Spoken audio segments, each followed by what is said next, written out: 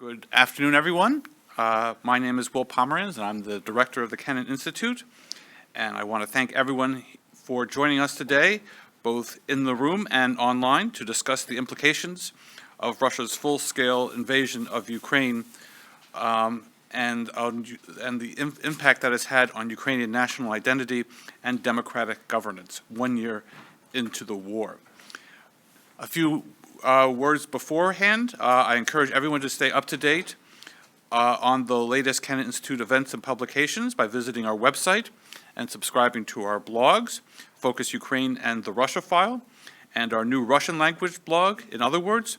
You can also subscribe to our podcast, Kennan X, and the Russia File. And you can also visit our Hindsight Upfront page collection on the Wilson website for the latest analysis and news on Ukraine. For our online audience, if you'd like to ask a question, you can submit the question via email to kennan@wilsoncenter.org, via Twitter @Kennan Institute, or on our Facebook page. Please include your name and affiliation before sending your questions. And I will begin by introducing a great friend of the Kennan Institute, Volodymyr Dubovyk. He is an associate professor with the Department of International Relations and director of the Center for International Studies at Odessa Mechnikov National University in Ukraine. He is also currently a visiting professor at Tufts University. He has taught at several institutions in the United States, including the University of Washington and the University of Texas at Austin. And more importantly, he was a former Fulbright scholar here at the Kennan Institute. So he is the author of numerous books and articles. So, Dr. Dubovyk, the floor is yours. Thank you so much, Will, and thank you so much for waiting. And I apologize for a slight delay. So it's traffic, So it's a real pleasure for me to be here today. I've been to Kennan twice, actually, in the past. I followed twice. First time in 1997, second time 2006, 2007. So it's a great pleasure. In many ways, it's homecoming. And I did a bunch of talks, of course, in those years of my fellowship and coming from time to time. So it's really a special place for me. But let us talk about this impact that the invasion, this massive invasion, is having on Ukraine in terms of its identity, its polity, its governance. So in terms of identity, obviously, you have a major impact because Ukrainians are really consolidating, rallying around the flag. Secondary concerns and identifications dealing with what is your ethnic background, what is your language of you usually speak in, becoming really secondary. It's really not something which is important to us because, the Russian missiles and Russian shells are not necessarily distinguishing who are they hitting in Ukraine. Is it like Russian speaker or Ukrainian speaker? Indeed, there is a major consolidation, nothing of a sort that we saw before. Obviously, between 2014 and 2022, the first stage, the 8 years of the war of Russia against Ukraine, you also had that, some of it, but not to the extent like you're having before, right now. So therefore, it's a major new stage in Ukrainian self-identification. Clearly, we now know who is our main enemy is. No one has any doubts or any kind of suspicions or any kind of second thoughts about that, and who our friends are. It's also a very important moment in terms of us understanding who are the main friends who are helping us in time of need. So Russia is seen, for a good reason, I think, as a mortal enemy of Ukraine, as a country, as a nation, as a polity next door, as a neighbor who wants to do away with the Ukrainian state. We really do think, a lot of people like myself, I definitely subscribe to that point of view, that Russia is going to be continuing to be a mortal threat to Ukraine. And we need to be basing our decisions about the future on that assumption. When we see that Russia is waging the war, not just with Ukrainian military, but also killing Ukrainian civilians, committing war crimes, trying to extinguish Ukrainian culture by burning books, by bringing Russian teachers into Ukrainian schools to substitute Ukrainian teachers, by, kidnapping Ukrainian children and brainwashing them and bringing them to Russia, you really understand what kind of war they're waging. It's really not just about, Ukraine's chances for NATO membership or something like that. It's really about Ukrainian. Everything Ukrainian is under attack. So therefore, it really solidifies the nation. It really solidifies the identity. We now see that other, and that significant other, which is Russia. And one might remember that once President Kuchma wrote a book which was called, funny in a way, maybe Ukraine is not Russia. And people were saying, like, what kind of name is it for a book? But it was actually a very important statement, like in terms of Ukrainian national identity. But now, even more so, of course, not Russia. First of all, not Russia. Then we can build on, and we'll see. But now, in terms of identity, it's really a major shift right there. So there's no sympathy for Russia anymore in Ukraine. There wouldn't be anytime soon, even when the war is over. Imagine it's over tomorrow, then maybe a lot of time would come before you would actually see a sizable, palpable element of pro-Russian sentiment again in Ukraine. In terms of public attitude, you actually had Russia wreaking most devastation in the areas in the east and the south. That's exactly where you had some of that pro-Russian sentiment. Most ethnic Russians and pro-Russian speakers were there. So, the chances are high if you go into the basement to hide from Russian bombs and spend there weeks or months, by the time you emerge out of it, you might not have that much of a sympathy for Russia. So that's one thing that is going there. It's changing Ukraine tremendously. Another thing is the governance. The governance of Ukraine. A lot of people were really skeptical and critical of what Ukrainian government has been doing. Is it capable? Is it professional enough? It's a typical mood for many of us in Ukraine to be criticizing government here and there, and maybe having some grievances and how professional, how competent, is there a lot of corruption or not. So therefore, a lot of people expected, and also people watching Ukraine from outside of Ukraine, they expected like, okay, what's going to happen if there is massive Russian invasion? Would Ukraine unravel? Would it like crumble? There was a big discussion between August of 21 and February 22. And you would understand probably what I mean. That's between American withdrawal from Kabul, and Russia invading Ukraine massively. And people had this conversation like, is Ukraine going to be another Afghanistan? And they quickly found an answer in the first several days of the war. No, of course not. Not only, unlike President Ghani, President Zelensky stayed, and he uttered those famous words, or didn't he? But the meaning of what he said to our American friends when he said, okay, you're in danger, so maybe it's a good time for you to move out of Kyiv. He said, no, I don't need ammunition. So that was a major thing. Government stayed, the parliament stayed, most of them. There were some scandals here and there about some certain members of the parliament maybe actually leaving Ukraine at some point of time, but mostly people stayed. The government worked. I only half-jokingly say that I think our government worked better since February 24th than before. Because maybe higher responsibility, maybe more pressure, maybe more understanding that actually a lot hinges on their actions in this time, decisive time. I don't know what impacted that, but that seems to be the case. And of course the consolidation, rallying around the flag, and the personal figure of Zelensky is extremely important there. Again, it doesn't matter how you voted in the previous elections, 2019, for instance. Did you vote against him or for him? Now he's a wartime president. Now he's done a really good job in terms of PR, in terms of communicating, in terms of rallying Ukrainians around the flag, in terms of being very successful and capable and skillful, lobbyist for Ukraine, talking and communicating, explaining what we need, and doing this in such a manner that often people outside of Ukraine find it almost like impossible to say no to him. So therefore, I think there you have it. You have better governance. We've been talking like good governance, bad governance. You have reasonably good governance. You have trains running on time, under bombs and missiles. To the extent that the head of Ukraine's railways, Mr. Commission, often I see my American friends here saying, oh, if we could only have him like for a year here to fix Amtrak maybe. Okay, well, I don't know if he will be available, but right now he's busy, he's occupied, he's having this position of head of Ukrainian railways. But yeah, that's how it is. Post is being delivered, streets are being swept, people show up to work. If you can't show up to work physically, you show up online. Like I taught for the entire last year. I taught 2 courses in the spring online. I took courses in the fall online.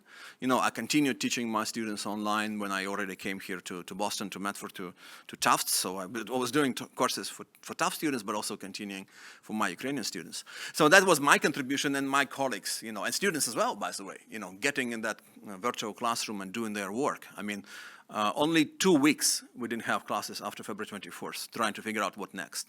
But then everyone decided, what's what we do, students and professors. So that's talking about resilience. And I should tell you, I mean, I have to admit, for years there have been various projects and everything about resilience, an increasing level of resilience in Ukraine, and I was kind of wondering, what does it even mean, that word? What does it stand for? And then came this major test, and now we understand what it means. It actually means what exactly you're seeing from Ukraine. And not just military, society, it's government, Does it make overnight the Ukrainian government into some capable, superhuman technocrats who are completely devoid of any mistakes that they make? No, of course not. I mean, corruption, for instance, still there. As we've seen, unfortunately, even with this war in our hands, you cannot expect a country which had, tons of corruption in it to be completely eradicated overnight. Even though there is much more societal, public opinion kind of pressure, civil society pressure on the government to do away with it. The reasoning being well, if this existential struggle that we have right now, isn't that the moment for us to actually do away with the sin of corruption and draw lessons and do better, and clean our act, and get our act together in that respect as well. Also, I mean, it's important for Ukrainians domestically, the recent scandal about maybe procurement of the meal for the army. That really was painful for Ukrainians to see. Not to mention internationally, it's kind of damaging, the whole notion of helping Ukraine, because Ukraine is fighting this fight against this corrupt authoritarian Russian system. That's another thing there, can Ukraine be continuing to be a full-fledged democracy as it fights this war against Russia? Because it might be, certain things might be detrimental to the democratic nature of the Ukrainian state. Like, for instance, if you have martial law, that's already curtailing some of the rights of the people. If you have martial law for too long, would it be okay, fitting with the democratic nature of the Ukrainian state? Yeah, because we have democracy. Yes, maybe messy, maybe sometimes imperfect, but that's one of the things that we have. You have a democratic country on one hand, which went through Maidans, which went through rotation of power, which went through having healthy dose of opposition and criticism of the government on one hand, and you have increasingly authoritarian, bordering on totalitarian regime on the other, which is attacking Ukraine. So it's a big deal to us, why we're fighting, not just for our land, not just for our territorial integrity, but also for our sovereignty, our democracy, and for people outside of Ukraine, why you're helping Ukraine. Okay, that's another reason maybe to help Ukraine, because they're actually the good guys here, not just because they've been attacked, but because also of the way they're structuring their life, public life, and government, and so on. So I mean, we'll see. I mean, there's still need for reforms to be had. Obviously, can you do it along the fighting? Probably you can. In the previous years, before February last year, there was also actually, with the previous president, for instance, there were often American kind of pressure to do more reforms and do something about corruption. And often people in Kyiv would say, yeah, but why are you focusing on corruption and things like that when we have the war on our hands? Shouldn't we focus on the war? And mostly the message would be from Washington, from this town, oh, you can do and you should do both. And there's also a connection between the two. Because if you have corruption in the country, it actually kind of erodes your ability to successfully fight a war as well. So, and there is a certain logic, truth in it. So I think we should continue fighting corruption and doing reforms, even as we fight. Specifically, we don't know now that when the war is ending, how it's ending. It's becoming more and more protracted. So the war could not be an excuse anymore, really, for not doing enough in terms of corruption and reforms. And therefore, I think we are on the verge of very important, decisions to be made. And the recent shuffle in the government in reaction to the scandal about procurement of meals for the army was the right thing to do. Zelensky took initiative on him. He understood he needs to act quickly. Because of outrage within Ukrainian society and also some concerns about international coalition of countries helping Ukraine, and he did it. Well, would it be one tactical thing? Does it mean that he actually got rid of all corrupt guys Probably not, but so it would have to be continued, and we'll see how it goes. But for now, Ukraine is really, faring reasonably well, considering the massive scale of the attack that we are dealing with, in terms of identity, in terms of governance, in terms of our polity coming together. And still, you still have vibrant civil society, you still have opposition. They're kind of silent most of the time. That's a decision being made for everyone in Ukraine. We have the war, we have wartime leader, President Zelensky. We shouldn't undermine his ability to make decisions.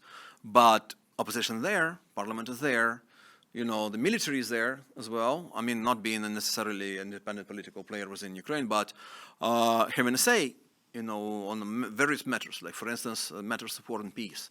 Like when time comes maybe for signing some kind of peace agreement, you would be, if you're Zelensky, you would be dealing with all those elements. It's not a vacuum for him. It's not a political vacuum. It's not Putin's situation. When he makes all decisions, he doesn't care what everyone else thinks. Zelensky has to care because Ukraine is structured differently. It's really an open political system, much more transparent, democratic, non-monopoly on power kind of system. So therefore, there will be this moment going forward when Zelensky would be having a tricky moment, like when he would have to maybe sit down and sign some kind of agreement, maybe before all Ukrainian lands are liberated fully. But we are still not there. We are still not there. We're still expecting, obviously, much more fighting, much more blood on both sides in the coming weeks and months. Thank you. Thank you very much, Volodymyr. A reminder for our audience online, if you do have a question, please, you can submit them via email to kennan@wilsoncenter.org, via Twitter @Kennan Institute, or on our Facebook page. I want to begin with the shuffle and what you thought and what you think it means for a unified front in this war. Obviously, they went after oligarchs, they went after former government officials, they went after military people. Was it a sign that somehow the unity is being undermined? Or you said that Zelensky had to do it. So why did Zelensky have to do it, and what were the risks of going after these important people? I don't think it was a big risk of going after those people, and I wouldn't say they're very important. I mean, for instance, if you talk about that person in the president's office, Mr. Tymoshenko, he was completely like Zelensky's man. So Zelensky kind of elevated him, Zelensky then let him go. So in terms of someone who is a deputy minister of defense, that's also not necessarily a very high position. So I wouldn't say you didn't see any major figures in the Zelensky's inner circle actually being removed or deposed. So, but some high enough, and governors too, and that's interesting. And what is also interesting that there were rumors that the Minister of Defense, Reznikov, would be removed, and he wasn't. He's staying in his position, and now most people say that he'll probably continue staying in that position. And I actually wonder, was Zelensky satisfied with him or not? Was there any factor of maybe international allies of Ukraine maybe communicating to Zelensky that Reznikov should probably stay because it was a good already inertia and good practice of working with him, experience of working with him, and people trust him and so on. So I don't know. I mean, Zelensky moved to do this demonstratively. Did he actually get the right people necessarily? I don't know. I mean, one might say that probably some were seen as scapegoats. That you need to actually demote and remove from a government. So, but him understanding that this is not a moment for him to taking time and thinking too long, that he needs to move forward quickly was important enough in terms of him understanding what it means for the country and what it means for the unity that you mentioned and the general concerns that some people might have outside of Ukraine. Because after all, this country, in this town specifically, you have some people who are questioning Ukraine, as being too corrupt, and that's why we're giving them assistance anyway. So you need to quickly take away that argument away from their hands, and if you're Ukrainian president, that's why he did it. But he didn't do away with all corruption that we have, I'm pretty sure. Yeah, but the question also emerges, like, if there were any information that some of those people who were removed were not up to the job before he did it, like why they were in the government in the first place. Yeah, so that's an open question there, and like I said, it wouldn't be realistic for you to expect Ukraine under these dramatic circumstances to be able to completely eradicate corruption and incompetence out of public government's sphere overnight. So it takes time, Thank you. Thanks. We'll go to questions in a minute, but I want to bring up the question of language, because obviously that was a very important question throughout Ukrainian independence. And what was interesting was even when Russia insisted that they were going after the opposition in Ukraine, they were going after Russian-speaking cities, most notably Kharkiv and so forth. So what kind of revised language policy do you see coming out of this war? Well, I think that Russia, first of all, by their own moves and actions, they've been really blowing a deadly blow, delivering a deadly blow to any future of Russian war within Ukraine. They've been working diligently for years on creating this concept first and then tried to implement it, involved Russian Orthodox Church and so on. But now they completely destroyed it by themselves. I think to me the highest moment was when they shelled methodically and several times the Svetogorsk monastery in Donbass. That was a place in 2014 where you had monks working with this Russian agents and them storing weapons to fight Ukrainian government troops. And now you have Russian troops shelling that monastery. So that was killing some of those monks, maybe some of those who worked with Russian agents back in 2014. So that's to you like a most vivid illustration how times have changed. So before 2014, Russia was primarily using soft power to influence Ukraine. Between 2014 and 2022, it was a hybrid war, soft plus hard power, and since February last year, it's only hard power. So basically, they don't have anything to offer to us anymore in terms of values. Only occupation, brutal force, sheer force, only army coming to Ukraine to subjugate Ukraine. So for Ukrainians, therefore, it means like, okay, it's the final end of any illusions of a big brother being actually friendly to us. It's having this big brother quotation marks trying to strangle us instead. Therefore, we need to get away from it as far as we can. And therefore, language is part of it. Even between 14 and 22, already a lot of people said, well, it's irrelevant anymore. How is it relevant? I remember clearly those times when the people would come to Odessa and have a demonstration, meeting with the voters, and they would say, I'm going to defend your rights as Russian speakers. And that's like, okay, that's it. End of conversation, no more platform, 80% of the votes or 75 in the city being given to this person just because that person would have this position on this language issue. But not anymore, just kind of irrelevant anymore. And because other things, of course, you have tons of Russian speakers in the trenches on the Ukrainian side, and at the same time you have people who are speaking Ukrainian who may be collaborating with Russians. So it's completely irrelevant right now. Can we say that it might come back? The politicization of language, the ethno-linguistic kind of issue as being a divisive issue within Ukraine. Can it come back in the coming years? It might, maybe, but not right now. Right now, it's completely out of question. And that's one of the major results that this very painful, divisive issue there, has been driving Ukrainian politics for so long and so divisive within Ukraine. It's basically now being removed completely from agenda of our conversations about our future. Yeah. Great. So we're open for questions. Right here, and then Michael. We're going to have a microphone. Hi, Volodymyr, Matt Klaus-Zaborski. Finally, nice to meet you in person. I have a two-part question, and one goes to your hometown of Odessa. A lot of the news coming out, you don't really see much visually about what's happening, but Odessa has been under attack.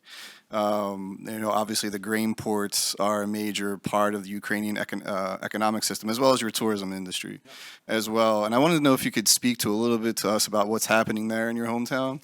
And I was also curious if you had an opinion on the former governor of Odessa, Saakashvili, who's being, kind of slowly worn away in a Georgian prison, if there's any sort of idea, any thoughts you had around Misha. Thank you. Thank you, Matt. So in Odessa, of course, it's something that I really worry about. It's my hometown and everything. I've been away, but I really worry about Odessa. Early on, it looked like Odessa is directly in the crosshairs. Didn't necessarily materialize that scenario. A lot of people actually thought that maybe Russian troops would go straight for Odessa, and even forego Kherson, Mykolaiv. Go strike directly at Odessa. It didn't happen. Apparently, they've decided, okay, we're gonna bring land forces closer to Odessa, and then we might, maybe do something with what we have in Transnistria, and also Navy coming forward and maybe do an amphibious landing operation. It didn't happen, none of that, because they got stuck, of course, near Mykolaiv. They tried to circumvent Mykolaiv, go over Voznesensk, been resolutely defeated near Voznesensk, so they couldn't. They met their culminating moment there in that direction. Transnistria is nothing of very serious significance in that respect. In this scenario, because they only have like 1,500 people there, maybe, and that's locals and not very well equipped, not very well trained. And with the Navy, it's a different conversation there, right there. How is it even possible that Russia has complete total domination in the Black Sea as a naval power, but they couldn't really get much of benefit or advantage out of it at all, except for launching some missiles, but you don't really need Navy to launch those missiles at Ukraine. On the contrary, they're hiding away from Ukrainian coast as far as they can. So, and of course, what happened with cruiser Moskva and so on. So Odessa is therefore in a relative safety, meaning like occupation, meaning like siege, but at the same time, of course, they're shelling all of Ukraine with missiles and drones and everything. And Odessa was mostly spared direct attacks at like downtown. So you would have some attacks like in the port and with oil reservoirs and some other things. And there were several cases where missiles would actually hit apartment buildings, but there's nothing similar to what happened with many other Ukrainian cities, including Mykolaiv and now Kherson. So what is happening is that maybe in Moscow they still harbor this dream, that hope that one day would get Odessa, and therefore they want to keep it, intact. They want to have it in one piece. That's just a guess, out loud. Like, why is that Odessa is spared the destiny, the fate of Mariupol or Kherson or Mykolaiv or Kharkiv for that matter? So we'll see. I mean, for now, of course, it's a very big deal. The grain deal is functioning. I think that we can very carefully say that it's going to continue to function. Because Russia actually finds it probably to their benefit as well for it to function. At the same time, they might not be able necessarily to enforce blockade as they were in the first months of the blockade with their battleships, not really being able to get too close to Ukraine's coast. So that was first question on Odessa. I really very much hope that stays intact. We recently got this UNESCO status, Some people say, oh, Russia would not bomb Odessa now because it's under protection of UNESCO. Well, I wouldn't say that. I wouldn't be that naive. I think they don't care, I believe. But hopefully we'll get our city back after the war pretty much intact. In terms of Saakashvili, I mean, I think what's happening to him in that jail is unfortunate. I think there are reasons to believe that it is a political persecution, and I'm seeing this efforts of actually intervening rather, and trying to save him. And there was a resolution, I believe yesterday, from European Parliament, calling for the Georgian government to release him and maybe allow him to go abroad for medical treatment. That would be a great solution, yeah. But how vengeful the current government is towards him, we don't know. The whole situation with Georgia-Ukraine relations now is very unfortunate. You have tons of support and sympathy for Ukraine within Georgian public, but lack of it whatsoever from Georgian government. And that's unfortunate, because Ukraine and Georgia were walking along for so many years in the same direction, but not anymore, apparently. So we'll see. But I really, really hope. Well, Saakashvili is a divisive person. It's really, people have opposing points of view about him, but he's a human being. I think his heart was mostly in the right place, when he was reforming Georgia, maybe got off track a little bit at some point of time. But then he was governor of Odessa, of course. He was a member of the Reform Council under Poroshenko, so he was quite a capable politician, still is, and that's unfortunate what's happening to him. Yeah. Michael. We're going to have a microphone right here. Thank you very much.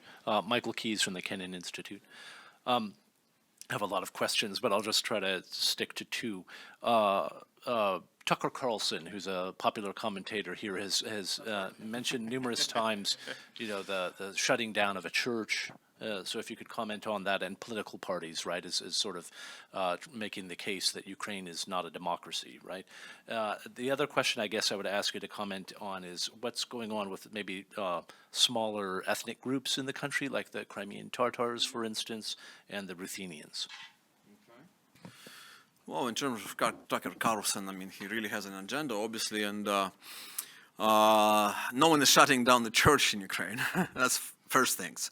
First things first. I mean, you do have a bunch of Orthodox church organizations in Ukraine, the existing side by side.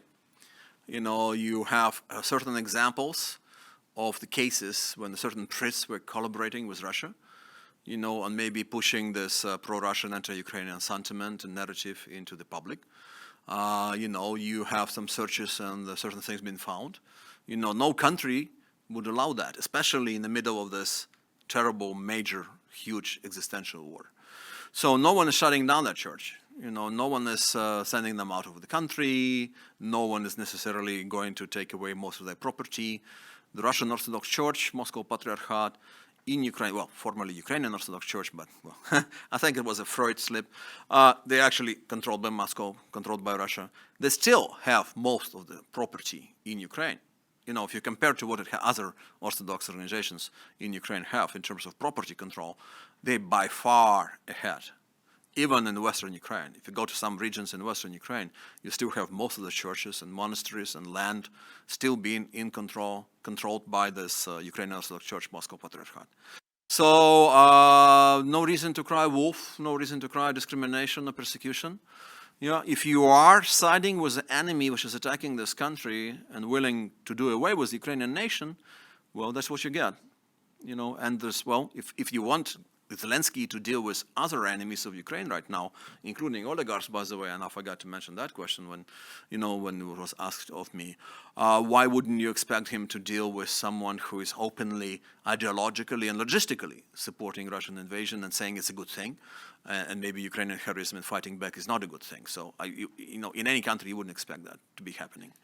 So, by the way, of oligarchs, yes, Zelensky is using the situation, and he is really pressing a lot of oligarchs, but now it's interesting because everyone was demanding of Ukraine to do this de-oligarchization, and I actually said it in one word.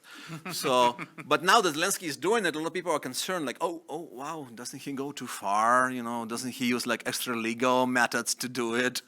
Well, I don't know how much can you do within the legal system. You can try, ideally, yes, but the oligarchs are everywhere in Ukraine. And they control tons of courts too. So if you only use exclusively legal methods trying to pressure them, then you might not get far, frankly. So using the situation of martial law and everything, and of course Zelensky now has these prerogatives and powers and levers that he never had before this war, he might actually get somewhere with undermining this excessive, impact and influence of oligarchs within Ukrainian society. And the second question was? It's about minorities. Yeah. Well, they're kind of doing fine. I don't see any persecution and discrimination against any minorities in Ukraine. Whatever Ukrainization is taking place is actually very mild, even now. So there's no like language police. There is no like troops in the streets of the cities that will enforce it. If they catch you speaking non-Ukrainian, they would like shoot you at place. No, they wouldn't. Therefore, it's happening. It's actually very much bottom-up demand. Yeah, a lot of times people basically demand Ukrainization. It's very different from what it was before. Maybe it was often like kind of led from above. But right now it's Ukrainian demanding. Like students, for instance, if you have someone teaching in Russian, they would actually complain and they would say, no, we want you to teach us in Ukrainian. So the administration of that particular university, for instance, they don't even have to interfere. It's very much driven by this grassroots kind of a demand, like, okay, this country is attacking us. It doesn't mean that whoever was for whom Russian language was a mother tongue, like myself, that would never change. That's the reason why it's called mother tongue. When I talk to my closest friends, my mother, my family members, I would use Russian. Despite my views being very strongly pro-Ukrainian, obviously. So no one is going to change that. You know, no one's gonna come to your room, to your family, to your household, and tell you what language to use.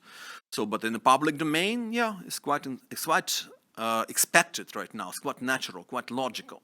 When you have this genocidal war, which includes this cultural element, when they're coming against and burning Ukrainian books, you know, when they're kidnapping children, brainwashing them, when they're bringing Russian teachers into Ukrainian schools to teach because Ukrainian teachers, you know, refuse to collaborate, and the list goes on and on and on. You know, in this situation, it's only natural, you know, to give the people who've been demanding for years that Ukrainians should actually stand up, because in many ways it was Ukrainian language which was frequently discriminated against in Ukraine. It's only logical to expect that to happen. Thank you. Okay, we have one question online, and then we'll go here. The question is from Jan Kalitsky, and he asks, what impact do you think the failure in Afghanistan had on Putin's calculus vis-a-vis the U.S. and the West? That's an interesting question. Finally, my backyard of someone who is actually an IR specialist and U.S. foreign policy guy. I wouldn't exaggerate or overestimate, rather, the significance of withdrawal, a little bit massive withdrawal from Afghanistan in Putin's thinking. But a long line of many years before that, maybe Putin got some of the messages out of this town that were deciphered him in a way as an invitation to act more boldly, and signs of weakness and timidness and indecisiveness. And that includes, for instance, a decision not to have any operation in Syria, even though the red lines were there and they were violated by Assad regime, and then there was a decision not to do it. Going even further down the road, there was, of course, attack on Georgia, 5 days war in August of 2008. What does the West do? Turns a blind eye completely. On the contrary, if you're Russia, let's work together. We need you. We need Russia if we're NATO for the Northern Distribution Network to get into Afghanistan. You know, you have reset. You know, have Obama administration coming in and, you know, rewarding Putin for his aggression against Russia, against Georgia by offering reset. So there were many, I think there were tons of really wrong signals coming from here, but not necessarily just about Afghanistan. Did people worry about Ukraine becoming next Afghanistan, and would Ukraine be thrown under the bus the way, in some ways, people would say Afghanistan was? They did. There was a big discussion in Ukraine and outside of Ukraine between August of 21 and February 2022. Would Ukraine become next Afghanistan? But it's really up to you if you want to become next Afghanistan or not. So Ukraine, you know, Ashraf Ghani got on his plane and left immediately when he heard that, you know, Talibs are coming closer. Zelensky did something else. You know, the army, they are unraveled. It's been trained by US for years and years. What, 300,000 people, maybe more? You know, and there was no army, basically, in the end of the day. In Ukraine, it's different. You know, you have completely overwhelming Russian force, and then Ukrainian army fighting back. So whoever said that Ukraine is kind of artificial or something, or maybe a failed state, you know, was wrong. You know, Ukraine proved quickly that it's something directly opposite to failed state. Actually can get their act together and be even stronger under very dire and dramatic and, you know, tragic circumstances. So I don't think that withdrawal from Afghanistan was actually sending like this final signal to Putin, like to act. I think actually there is a long list of factors that drove Putin to this decision of making this massive invasion. I don't think Afghanistan was one of that, but I think his belief that West is timid, indecisive, that wouldn't be able to get their act together, that there will be no coalition, there will be no unity, was actually part of his calculus when he decided that he's going to invade. Yeah. Great. We're going to go here, and then Rob. Hi, Volodymyr. Nice to see you. I'm Adrian Karmazin. About a year ago, I spent a semester in Kiev under the auspices of the Fulbright program. So Mike, I'd like to ask you to talk a little bit about how Ukraine, or how thinkers in Ukraine are thinking about Ukraine's security after the war, longer-term security. You know, is NATO membership going to be an option, or, you know, but as we see with Finland and Sweden, one country can block that or delay that. You know, is Ukraine looking to maybe a group of countries ensuring its security, or is Ukraine going to basically kind of have to go it alone with a very strong military of its own, perhaps? It's a great question, Adrian. Thank you. And again, thank you for pitching ball closer to what I normally do. And actually, in my current visit to DC and doing tours around universities and think tanks, that's what normally I would be asked to speak about, and including Georgetown the other day. And yesterday was at Carnegie and SEPA and Atlantic Council. So yeah, there is a lot of thinking now. Like, what do you do when this war is over, or not quite completely over? You know, like, what do you do about Ukraine longer-term security? I mean, we need to draw lessons, because after all, despite all this heroic resistance the Ukrainians offered, well, that's not okay what happened. You know, the Ukraine is hurt, still bleeding. So what can we do better next time? Because the assumption is that Russia will continue to be a threat. So there will be more aggressions. It's not the final battle. You know, it's going to be more of that. You know, I don't think Russia would ever be comfortable with having viable, independent, sovereign Ukrainian state next door to it. So that's a problem. So what do? I mean, we should probably not completely drop the idea of joining NATO. You know, we shouldn't. I mean, in the longer term, it could be still an opportunity for us, an option. And also we have in our constitution now, for a number of years, that specific amendment which dictates us to see that as a priority. We understand at the same time that we're not going to get to the membership anytime soon. So therefore, what do? I mean, we need to actually work with NATO more, even without formal membership. What's happening right now is Ukraine is de facto member, quotation marks, if you like. You know, the amount of cooperation that you have is amazing. It's absolutely unprecedented. There are so many lines. There are so many levels, you know, and spheres that we're working together. I mean, many NATO members not working that extensively between themselves as they are now working with Ukraine. So yeah, I mean, if you like, maybe it's NATO plus Ukraine or something like that, NATO plus kind of format, which we need to keep going. And as you said, even when the war is over, maybe not entire alliance, maybe not all member states of the NATO, but many states would continue to be working with Ukraine and supporting Ukraine, and we understand that, and we can call it a coalition of willing yes. And another debate we're having is maybe about security guarantees. I am a little bit skeptical so far, because I don't necessarily see how that could work, but that's a debate we have to have as well. And last year was a lot of debates about security guarantees. But then the question is, like, who's going to give them? And what do you mean by security guarantees? Because definitely not the assurances of the Budapest Memorandum kind of type, right? So what Ukraine needs is something similar to Article 5 of Washington Treaty, maybe even more than that. Can the countries that are supporting Ukraine actively these days provide Ukraine with something like that? Well, I'm not sure.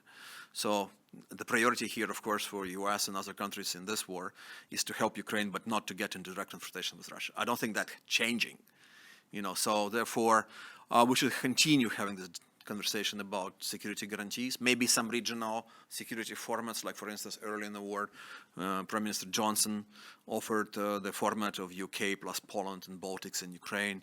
We can explore that. Probably not going to be enough in itself to withstand Russian pressure. Could be something emerging in the Black Sea, who knows, depending on how the war ends. Hopefully Ukraine emerges victorious and therefore as a leader of the region, and other countries in the region might actually consolidate and coalesce around Ukraine. We'll see. We'll see. But so discussion is happening. I think, unfortunately, maybe, or fortunately, Ukraine would naturally be calling for more preparedness domestically within the country. Why I'm saying maybe unfortunately is because turning country into some kind of militaristic camp could be kind of harmful and detrimental to the nature of Ukrainian democracy. But we might need to go that way anyway, because now we see the alternative is Russia basically invading and killing tons of our people and destroying our cities. So hopefully Ukraine would be able to improve the level of military preparedness, at the same time keeping the inherent democratic nature of our political system. Great. Rob. I'm Rob Litvak at the Wilson Center. Thank you. Really excellent talk. My question sort of follows on the previous one, which is, like, given your analysis of how the war has had this extraordinary effect on kind of galvanizing and crystallizing Ukrainian identity through the trauma of war, like, how, what are the implications of that analysis for how you see the war ending? And on what terms, before we get to security guarantees. And the other is, I can't resist, since you're a political international relations, political scientist, there's the classic kind of levels of analysis question, and you have people like John Mearsheimer arguing that it's the structure, that NATO's responsible for it. You have others who focus on a state level saying, no, it was the, post-Maidan, Ukraine become a democratic society on a kind of the state domestic order level that was viewed by Russia as sort of the threat. And then the last piece that gets some attention is just sort of, the man, the individual and the role of Putin. And, I'd just be curious on your perspective of this. There used to be this no Hitler, no Holocaust argument, like in a way, is no Putin, no war in Ukraine, or do you see that what he represented is a force that if you had a different Russian nationalist leader in Moscow, that someone else other than Putin would have done what he did? Well, excellent questions. I see even more than two here. Well, let's see. In terms of levels of analysis of this war for the international relations scholars, I think all of them matter. The only thing I would caution is against applying some kind of obsolete, dogmatic, and very narrow views. And Mearsheimer's view would strike me as one of those. If you think that your theory is right because it's just right, and that's the end of conversation. So you might not know and at all anything about Ukraine or Russia for that matter, and you still think that your theory is working. Well, then maybe you're not correct, And then so you need to apply a little bit of the nature of international system, and also the state level and the state governance and individual, if you want to talk about Putin, but I talked about Zelensky too, or individual Ukrainian, that's also very important, So I think we need to apply the analysis of this war on all of those levels, and I think there will be tons of material for us, people in our field, to continue thinking, rethinking what that war meant, what lessons can we draw. I mean, we're already talking about some premature wars, some immediate implications and reverberations and lessons from that war, but there will be more for us to think going forward. In terms of how this war ends, we don't know. I mean, there are so many variables going forward. There are so many scenarios. We are hopeful in Ukraine, for instance, that we'll be capable to liberate more land, ideally all of Russia-occupied land. Can we have this done? Can we do this, actually? That's an open question. It's a hard war. We're losing a lot of people. Our economy is in ruins. There is probably a limit in terms of support that we're getting from our allies internationally, be it funds or be it weapons. Various reasons, political will, just lack of logistics, just lack of weapons, for that matter, that can be given to Ukraine. We understand that. So therefore, we'll see. I mean, for right now, of course, obviously, you have both sides believing that they can actually still achieve something beneficial to them on the battleground. If you're Ukraine, the bar is set high. You have president who is saying we're going to liberate all our lands. You have public, which is showing, public opinion polls showing 90+% of Ukrainians think that we should liberate all of our occupied lands. You have the army, which proved capable of liberating some of that land last year. So therefore, the bar is set really high, and that's a good thing on one hand, because it really unifies Ukrainians around that goal. On the other hand, it's problematic, because Ukrainians are now believing that kind of almighty, our military, well, they defeated Russians under Kharkiv and liberated Kherson and so on, and made Russians to leave Kiev and Chernihiv region earlier on in the war. Doesn't it mean that Ukrainian military would be able to continue to liberate all those lands eventually? Hopefully so.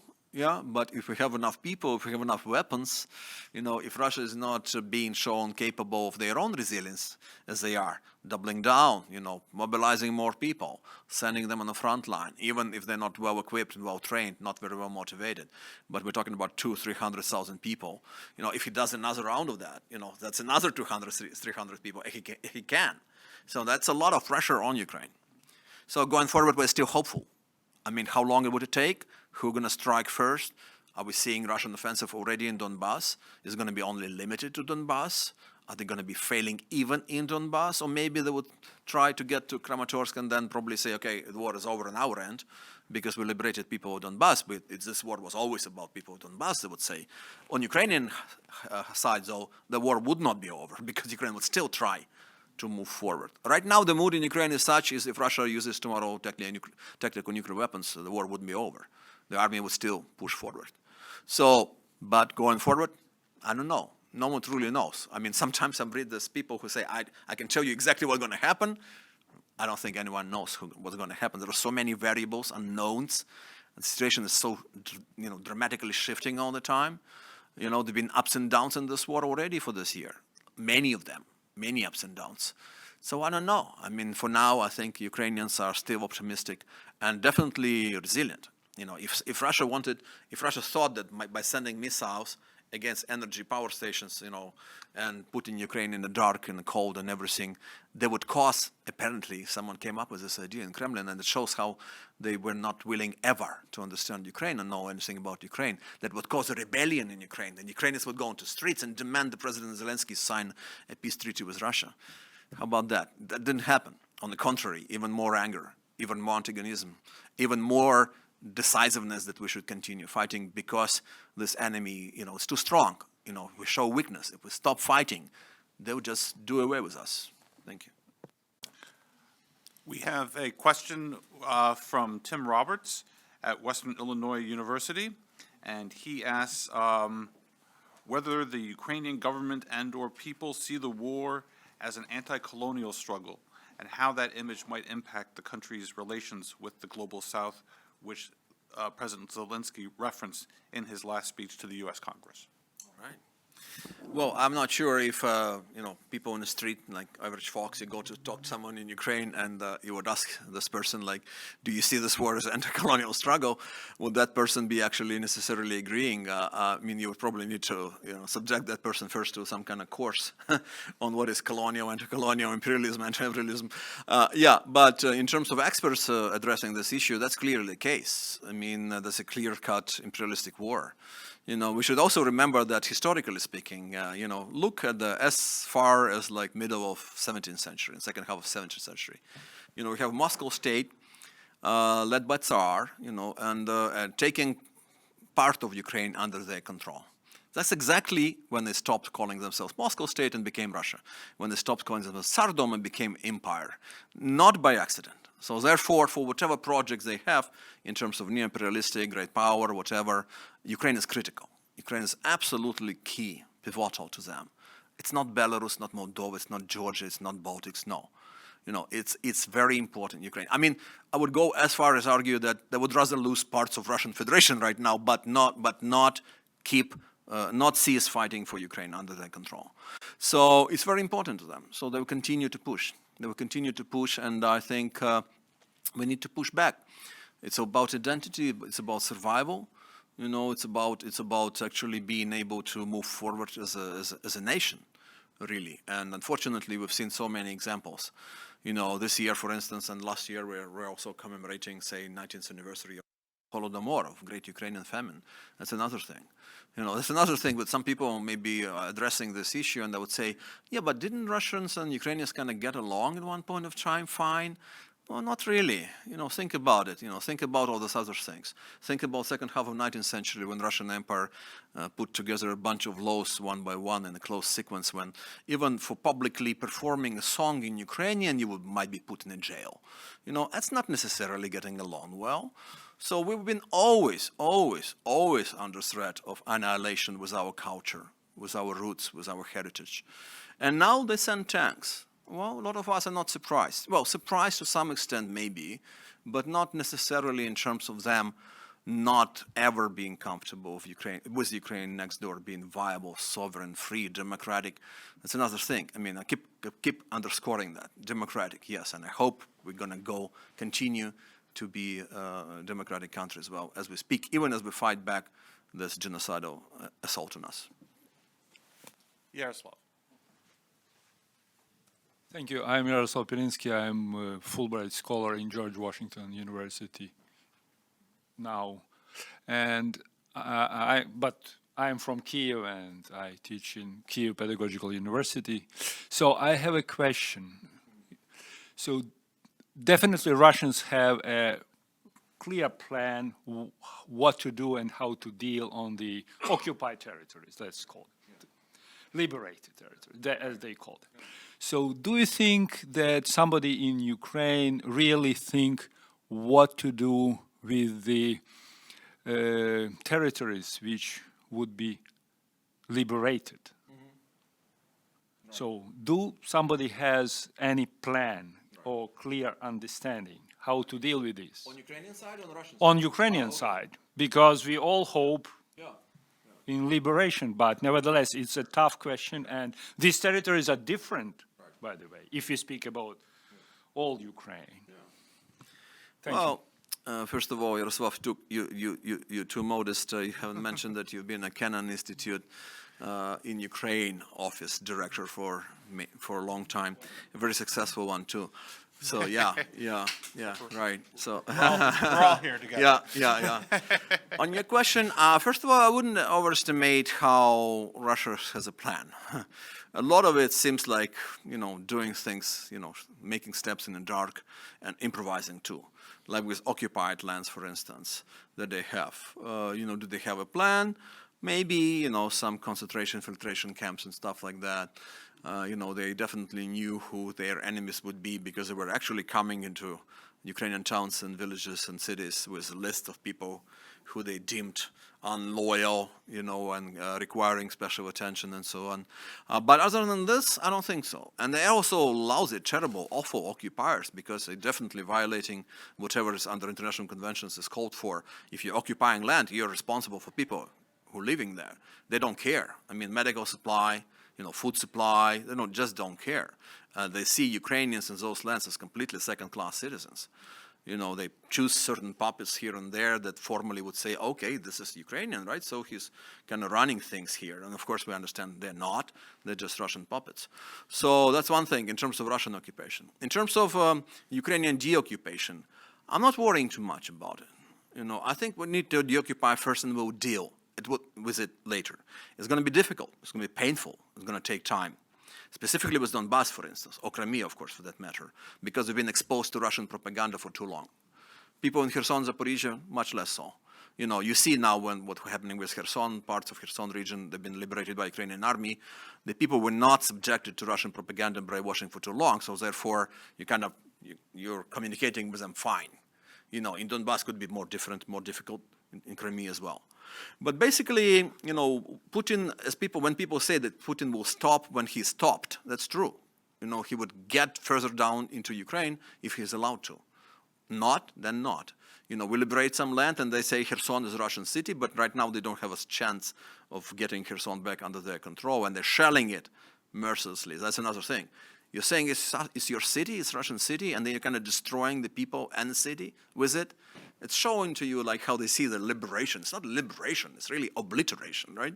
So when Ukraine deoccupies those land, I think it would require some systemic approach and some policies well thought through, gradual, very patient, but I'm not necessarily worrying about it. I don't think the Ukrainians and other parts of Ukraine are too different. I don't think so. If you think about 2014, Russia wanted quickly to turn also Kharkiv and Odessa and other places into part of Novorossiya, New Russia, and get them under control. They failed dramatically, so they focused on Donbass instead. And that's what tells us that people in Kharkiv and Odessa are not so much different from people in Crimea and Donbass, frankly. So therefore, when you deoccupy and then bring normality and peace and stability to people's life and end the war, I think you can have a real chance of them becoming again reliable, active participants in the recovery and rebuilding of Ukrainian state. One last question, Volodymyr. There has been a mass migration from Ukraine to various parts of Russia and in various parts of Europe. Yeah, but also some to Russia too. Exactly. Yeah. And to what extent, as you look forward, do you think that they will come back to Ukraine and rebuild Ukraine? Yeah. Or to what extent are they now a new diaspora which will evolve and put roots wherever they have landed? Yeah. Well, it's a great question. I mean, again, no one, am I on? Yeah. No one really knows the exact answer to that question. I mean, you can assume that some people would actually stay where they are right now for various reasons. They might, put roots in those new places. For instance, if you have kids with you and then now go to school or university and a college in a European country, the chance is high that even when the war is over, they wouldn't necessarily disrupt that educational process and go back to their hometown, they might prefer for their kids to, graduate from school and university and then maybe eventually get a job in those countries. And that's frankly explains a lot of the good will that you have in European countries about Ukrainian refugees, because they're coming in, they have good work ethics, many of them have good education. Well, to a lot of people in Europe, it frankly matters that they're, like white and Christian and so on, So you don't have any backlash, frankly, even from right-wing parties in Europe against Ukrainian refugees like you do against some other refugees. So people might be welcome to stay. That's it. Well, some would still return. Some are willing to return. I know about it. I know personally a lot of those people who would say, the moment war is over, I'm going back, whatever happens. But would they have what to come back to? The housing is destroyed. The businesses are lost. Jobs are lost. I've seen one report from a couple of months ago. They said 6 million jobs are irreversibly lost. Meaning the war is over tomorrow, you come back to your hometown, there's no job for you that you occupied for years. So we'll see. If the recovery and rebuilding of Ukraine would actually maybe involve creation of a lot of jobs, in job places, working places, that could be, something which is very helpful, conducive for Ukrainians to return to Ukraine. But I don't know. I mean, there is also IDPs. That's another thing. There has also been already a lot of restructuring of economic activity and business within Ukraine, from eastern Ukraine and southern Ukraine into western Ukraine. You had entire factories and plants basically uprooted, let's say, around Kharkiv and brought to like Transcarpathian region or Ivano-Frankivsk or Chernobyl region, something like that. Would that continue to happen? Would people be comfortable returning to a city like Kharkiv, which is just a few kilometers away from Russian border? I don't know. It will be a major challenge. You would need, again, to come up with a very strong and conducive for people to return program of inviting them and welcoming them and so on if you're a Ukrainian state. And I think the international community would be definitely involved in this rebuilding and recovery effort as well. But at this moment, it's really hard to say. Like how many of them would return and not. Maybe some would return immediately. Maybe some would think about it and return a little later. It's going to be a problem, because of course Ukraine is in a demographic drop anyway, even before the war. But right now, of course, because of this exodus of of people, both IDPs and refugees, that's even a bigger problem. Thank you. Well, I want to thank Volodymyr so much for his overview and fascinating discussion of all the issues. I encourage everyone to visit our website. And we will be discussing a lot of these issues next week when we have a panel on the first year of the war in Ukraine. And we'll have Ambassador John Sullivan, Elena Lennon will be talking about transitional justice. Great panel, yeah. And I'm going to be also joining the panel to deal with questions about how this war became a war of annexation and not occupation. So, everyone who wants to join us next week, I urge you to register, and we look forward to having you at future Kennet Institute events. So thanks so much, Volodymyr.